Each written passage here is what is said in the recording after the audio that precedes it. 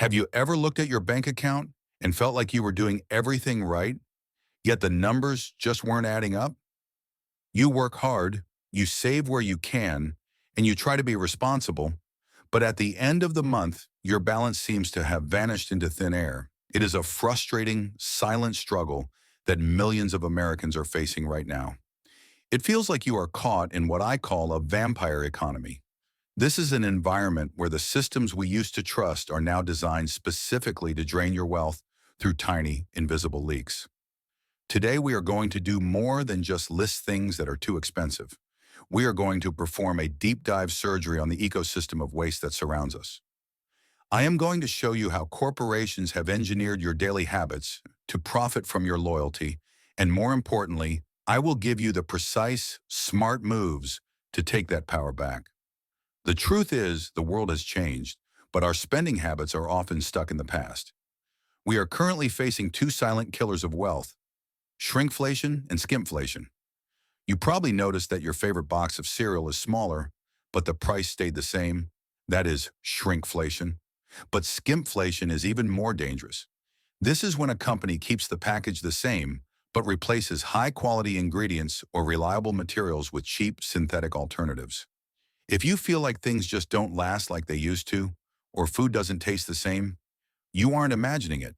You are being targeted. For the Prudent Protector, someone who values longevity and honesty, this is a direct betrayal of trust.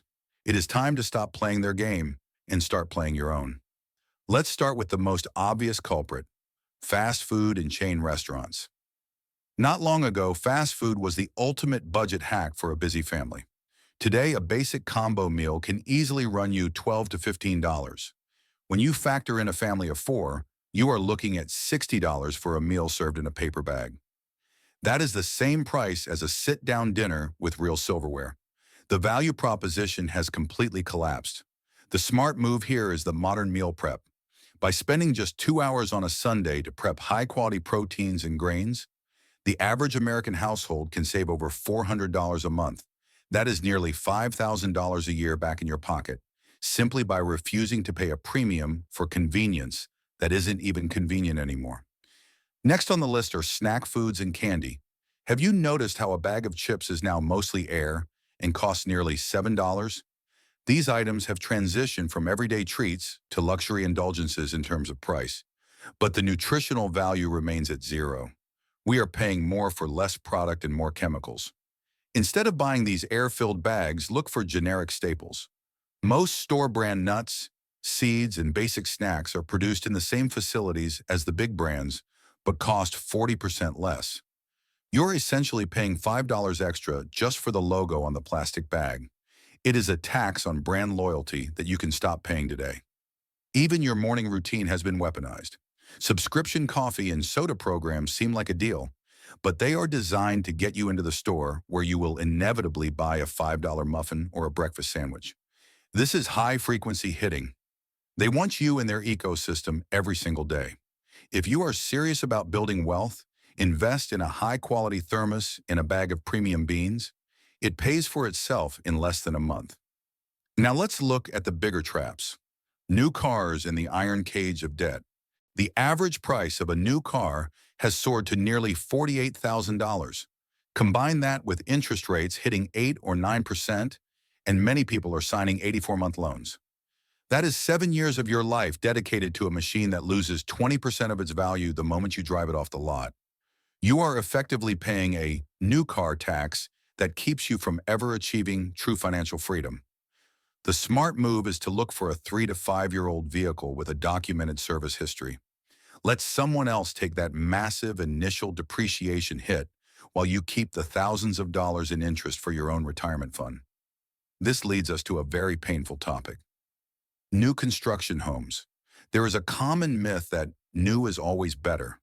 But in the 2025 market, many mass-produced homes are built with what builders call builder-grade materials. In plain English, that means the cheapest stuff that still passes inspection. We see plywood replaced with particle board and solid wood replaced with plastic trim. These houses often require major repairs within the first 10 years. If you want true value, look for homes built between 1980 and 1995. These are often the sweet spot of construction. They have modern layouts but were built with good bones. Real hardwoods and thick-walled construction that was meant to last for generations, not just until the warranty expires. Speaking of branded clothing, why are we paying $100 for a t-shirt just to act as a walking billboard for a corporation? High-end brands have increasingly moved their production to the same low-cost factories as budget brands, but they keep the prices high because of the logo. You are paying for a status symbol that depreciates faster than a used car. The prudent move is to focus on investment pieces. High-quality, unbranded items made of natural fibers like wool, cotton, or leather. These pieces look timeless, last for decades, and don't require you to advertise for someone else. In the digital age, we also have to talk about the collapse of the sharing economy. Remember when Airbnb was a cheap, cozy alternative to hotels? Now, once you add the $75 cleaning fee, the service fee, and the local taxes, a two-night stay is often 30% more expensive than a Marriott or a Hilton. Plus, at a hotel, you don't have to take out the trash or strip the beds yourself. The value has moved back to traditional hospitality. Don't let nostalgia for the early days of tech disruptors blind you to the fact that they are now the expensive, inconvenient option.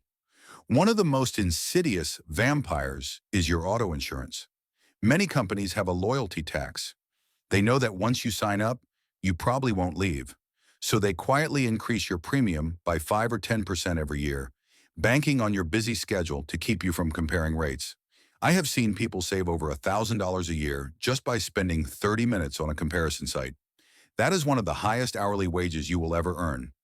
Make it a habit to shop your rate every 12 months. It is your money. Don't let them keep it just because you were polite. We also have to address the extended warranty scam.